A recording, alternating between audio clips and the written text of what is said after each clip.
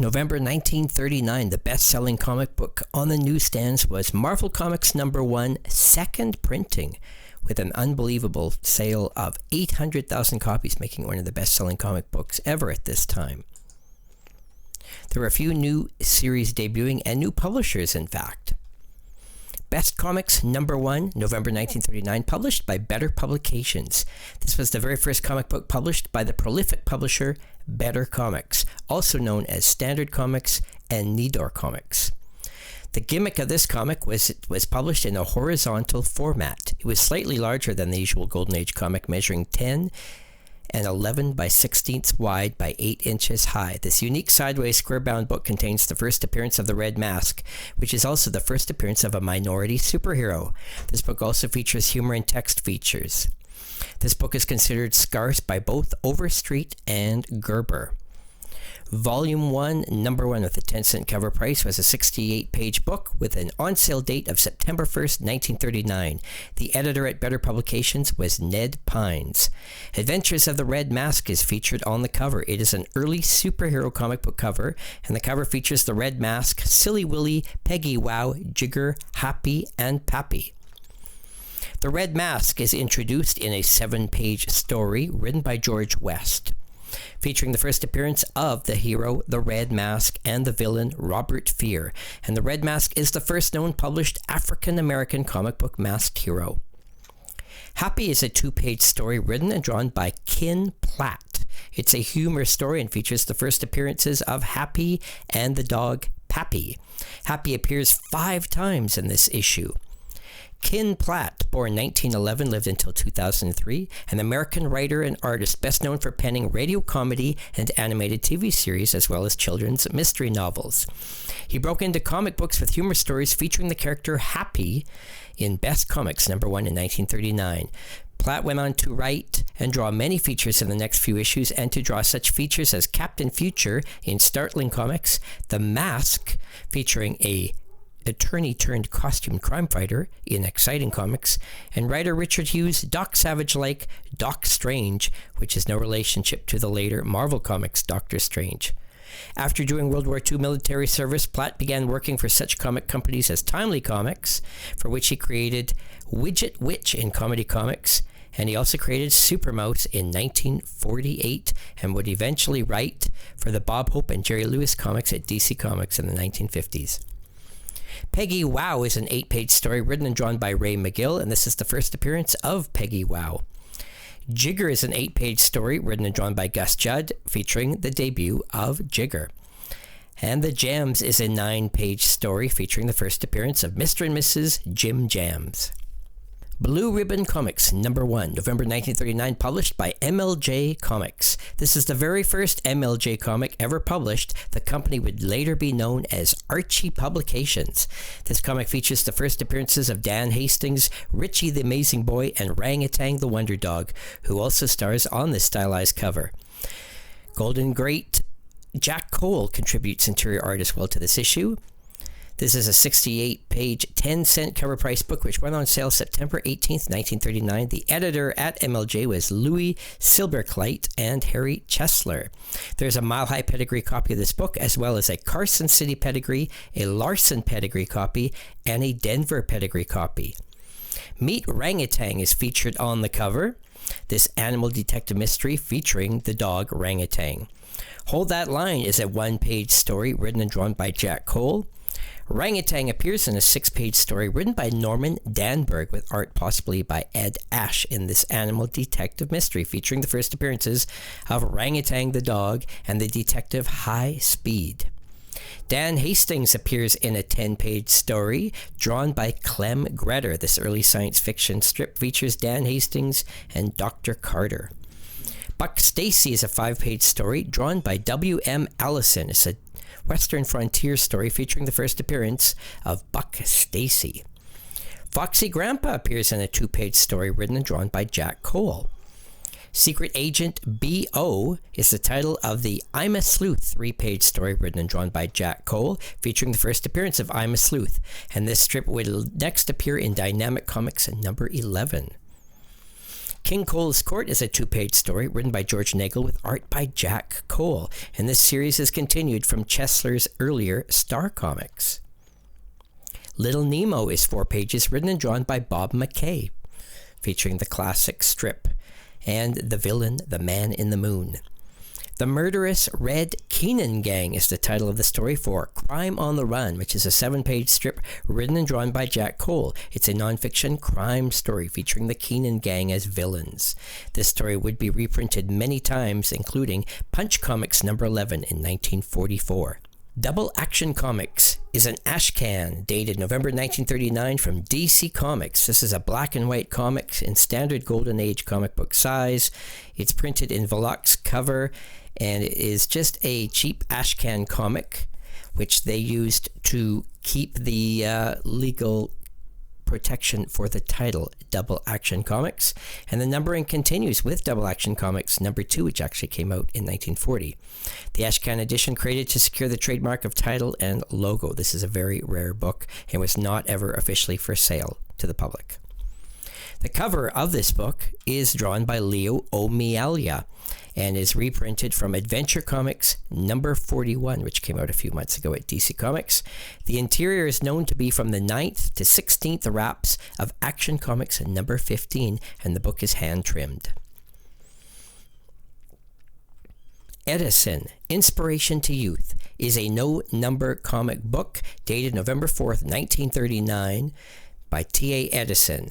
This is a one-shot 88-page book which was released on November 4th, 1939, featuring a sepia tone cover and black and white interior. The dimensions are 6.5 by 9.5 inches. It is saddle stitched. This one-shot also has variants that have been published later on. Thomas Edison, the inventor, is featured on the cover in a photo, and this book is all dedicated to his life story called Edison, Inspiration to Youth. It's 78 pages worth of comic book story written by Arthur J. Palmer with art by Frank Kuchenmeister. It's a biographical comic book one-shot, reprinted from the life of Thomas Edison in Word and Picture and King Features Syndicate newspaper serial, The Life of Thomas Edison, which ran from August to November 1927. It's drawn in Prince Valiant style with words under the pictures. Speed Comics number 2, November 1939, published by Brookwood Comics. The cover is by Maurice Scott, featuring Shock Gibson. There's a Lawson pedigree copy of this book. The editor at Brookwood was Maurice Rosenfield. This early superhero cover does feature Shock Gibson, who also appears in a lengthy 22-page story written by Maurice Rosenfield and Bill Scott, with art possibly by Norman Fallon. This early superhero strip is called Return of Baron von Kampf, who is the villain who appears in this story. Biff Bannon is a 7-page story written and drawn by Dick Briefer, featuring the first appearance of the villain Captain Mooch. Carda the Batwoman is the title of the 4-page Landor Maker of Monsters story, drawn possibly by Gregory Torrey, and features the first appearance and death of the villain Carda. And this is interesting that this Batwoman story would appear only months after the debut of Batman. Spike Marlin is an 8-page story drawn by George Tuska under the alias Carl Larson. 4-Color Comics, number 2, November 1939, published by Dell Comics. This is the second issue of the comic industry's longest-running title ever. It features Don Winslow. There's a mile-high pedigree copy of this book in existence. Overstreet considers this book rare. Don Winslow of the Navy is the feature on the cover, and the stories within are written by Lieutenant Commander Frank V. Martinek with art by Leon Baroth. Features the hero Don Winslow and the villain Dr. Centaur, and these are reprinted from the Don Winslow of the Navy comic strips from 1936 to 1938. Teen Comics number 3, November 1939, published by Centaur Publications. This issue went on sale December 19th, 1939. It has a Thanksgiving turkey humor cover. Jack Cole, Carl Burgos, and Ken Ernst all contribute to this issue. The editor at Centaur at this time was likely Joe Hardy. This book was published in standard Golden Age size. And there's a Robert Louis Stevenson comic story running 2 pages in this issue. Magic Comics number 4, November 1939, published by David McKay Publications. Henry is featured on the cover. The editor at David McKay was Marjorie McKay. Mandrake the Magician appears in an 8-page story written by Lee Falk with art by Phil Davis in this early adventure superhero story. Mickey Mouse sometimes appears on the screen as the title of the 2-page story for Seein' Stars, written and drawn by Feg Murray, which is a biographical strip and features a cameo of Disney's Mickey Mouse. And Thimble Theater, starring Popeye, appears in a 4-page strip written and drawn by LZ Cigar, featuring the popular Popeye strip reprints. Mystery Men Comics number 4, November 1939, published by Fox Comics. This issue went on sale September 13th, 1939. The editor at Fox at this time was likely Victor Fox. The dimensions of this book are 7.5 inches by 10 1/4. The Captain Savage features begin. This book features a Lufine cover of the superhero, the Green Mask. Bob Powell and George Tuska also contribute to this issue. The Green Mask story runs 9 pages, drawn by Walter Frame, and features the first appearances of the villains Nikolai and Tony. Captured by Lord Marvel is the title of the 6-page Rex Dexter strip, likely written and drawn by Dick Briefer, and it features the first appearance and death of the villain Lord Marvel. The story would be reprinted in Rex Dexter of Mars number 1 in 1940. Wing Turner is 3 pages, drawn by George Tuska under the alias Floyd Kelly, and features the first appearance of the character Johnson. Bull Thompson the Pirate is the title of the 4-page Captain Savage strip, drawn by Art Petty. This is the first appearance of Captain Savage and of the villain Bull Thompson. This story would be reprinted in The Green Mask number 3 in 1940. Blue Beetle appears in a 4-page story, possibly written by Will Eisner, with art by Charles Nicholas, featuring Dan Garrett as the Blue Beetle, and the first appearance of the villain Bull Blackert, and this story would be reprinted in Blue Beetle number 1 in 1940. Blue Beetle gains his full-sleeved official costume in this story.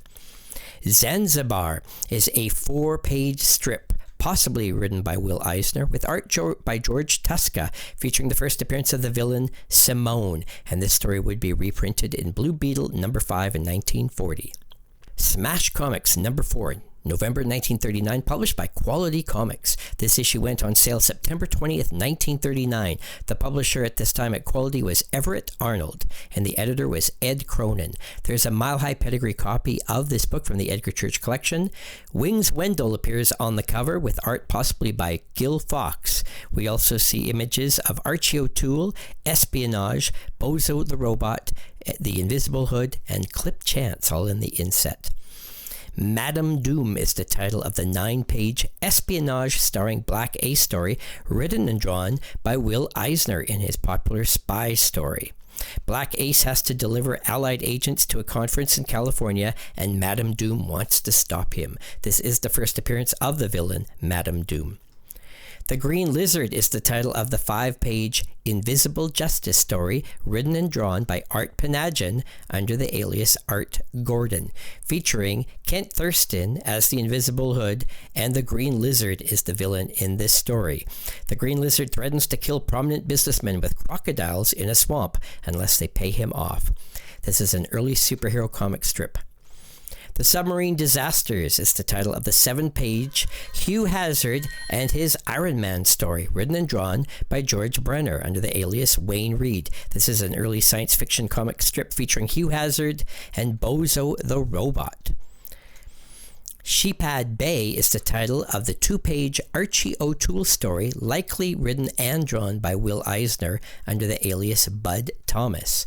Flash Fulton is 4 pages, written and drawn by Paul Gustafson, featuring the debut of Flash Fulton and Rudolph. Flash goes to Europe to get first-hand pictures of the invasion of Serenia.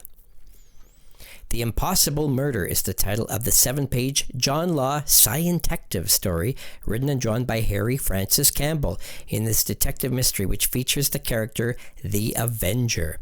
And the Avenger threatens 12 of Carter's friends with death in revenge for past wrongs they've committed. Wonderworld Comics number 7, November 1939, published by Fox Comics. The editor at Fox was Victor Fox. This issue went on sale September 25th, 1939. A poll of Golden Age collectors puts this among the top 40 best covers of the Golden Age. Gerber lists this issue as a 7, or scarce, on the rarity scale. The superhero The Flame is featured on the cover with art by Lou Fine. Invasion of the Kikus is the title of the 9-page The Flame story, written by Will Eisner under the alias Basil Barold, with art by Lou Fine, in this early superhero strip featuring Gary Preston as The Flame. This story would be reprinted in The Flame #1 in 1940. The Voodoo Master is the title of the 8-page Yarko the Great Master Magician story, likely written and drawn by Will Eisner, in this superhero tale featuring Yarko and the villain Vladim. In Guatemala is the title of a 6-page Shorty Shortcake story written and drawn by Jerry Iger under the alias Jerry Williams in his humor strip. Tommy Taylor in India is a 2-page text story written by Jerry Iger with art by Bob Powell. The Plot to Take the Philippines is the title of a 5-page strip for K-51 Spies at War, written by Will Eisner under the alias Willis Renzi, with art likely by Bob Powell, featuring the villain Von Diabloff.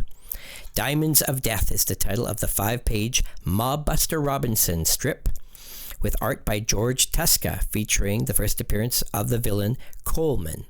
Amazing Man #7, November 1939, published by Centaur Publications. This is the 3rd issue of this title. Bill Everett's classic Golden Age art graces the cover at almost the exact time that his Submariner first appears in Marvel Comics #1 on the newsstands. This issue went on sale October 13th, 1939. There is a Rockford Pedigree copy of this book, as well as a Billy Wright Pedigree copy and a Mile High Pedigree copy from the Edgar Church collection.